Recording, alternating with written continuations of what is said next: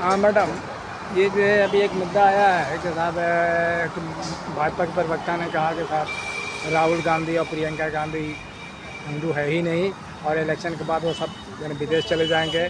और उसके बाद तेजस्वी यादव को बहुत कटाक्ष किया है, परिवारवाद है, ये वो बहुत सी चीज़ें। देखिए, भाजपा के प्रवक्ता क्या पूरे भाजपाइयों को कहिए, वो लोग मुद्दों की बात से हट करके बात करते हैं। आपने कभी उनको विकास की बात करते हुए देखी है?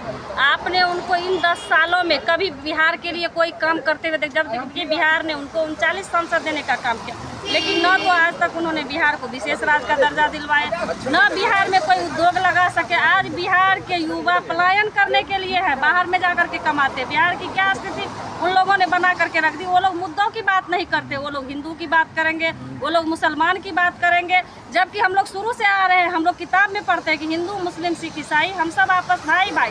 फिर ये लोग जाति में क्यों बांटने का काम कर रहे हैं? क्योंकि इनको काम करने का कोई मकसद नहीं है। इन लोगों ने बिहार ही नहीं पूरे भारत को बर्बाद करके रख दिया है और ये भाजपाइयों का काम है। आप देखेंगे कि कहीं भी यदि कोई नेता खुल करके बोलते हैं तो उन पे एफआईआर हो जाते हैं। भाजपा के लोगों को आपने देखा है कभी एफआईआर? तो मैं उन सब मुद्दों पे नहीं जाना चाहती हूँ। भाजपाइयों का काम है, उनके प्रवक्ताओं का काम है कि बिहार को बांटना, देश को बांटना, देश को बर्बाद करना। लेकिन ये जनता अब समझ चुकी है, जनता जग चुकी है, उनके झांसे में नहीं आने वाले हैं। मैं तो आपके माध्यम से ये भी कहना चाहती हूँ कि हम लोग बचपन से किताब में पढ़ते आते थे कि शिकारी आएगा, जाल बिछाएगा, दाना डालेगा, हमें उस लोभ में फंसना नहीं है। तो ये मोदी जी के लोभ में अब कोई फंसने वाला नहीं है। जनता जग चुकी है, जनता जाग गई, बिल्कुल जाग चुकी है। तो अब जो है वो इलेक्शन में उनका वो कह रहे हैं कि हम 400 सीट ला रहे हैं। वो तो बहुत कुछ कहेंगे, 400 कहेंगे, कभी 4 उनके नीतीश कुमार जी 4000 कहते हैं।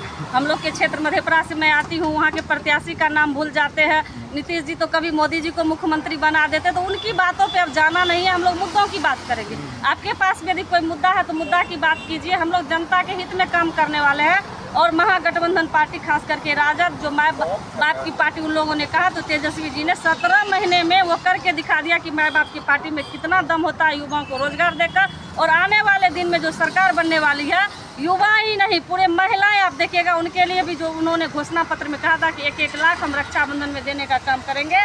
और खास करके गैस का दाम कम होगा, बिजली 200 यूनिट फ्री होगा। ये सब तेजस्वी जी की गारंटी पे अब लोगों को विश्वास हो चुका है। लोगों को जो उन्होंने नौकरी दिया, खास करके बिहार के लोगों को, बिहार की बहनें खास करके बहुत ज़्यादा उत्साहित है। और तेजस्वी जी के लिए हम लोग मधेपुरा से आज पाटलिपुत्रा प्रचार है, लगातार जहाँ जहाँ होता है चुनाव है, हम लोग बढ़ चढ़ कर हिस्सा लेते हैं कि तेजस्वी जी की बहन ये लोग दिन रात खड़ी रहने वाली है और डट के मुकाबला करने वाली है। एक ये आ रहा है कि साहब इलेक्शन कमीशन ने जो है यानी कि वोट के परसेंटेज को बढ़ा दिया है और उसी भरोसे पर ये 400 की बात कर रहे हैं।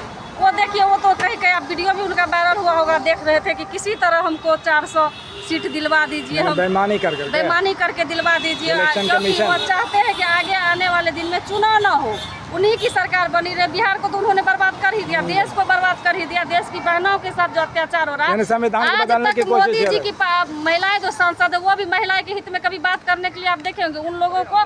मैं तो पहले भी कह चुकी हूँ कि मुद्दा से हट करके वो लोग बात करते हैं। देश की जनता जग चुकी है। यानी चोरी के ईवीएम और इलेक्शन कमीशन के बदौलत वो 400 की बात कर रहे हैं। तो अब जनता जग चुकी है, ईवीएम भी चोरी होने वाला नहीं। आप देखेंगे जहाँ जहाँ ईवीएम है वहाँ जनता खुद जग करके उनका रखवाली कर रही है, क्योंकि अब भरोसा नहीं है।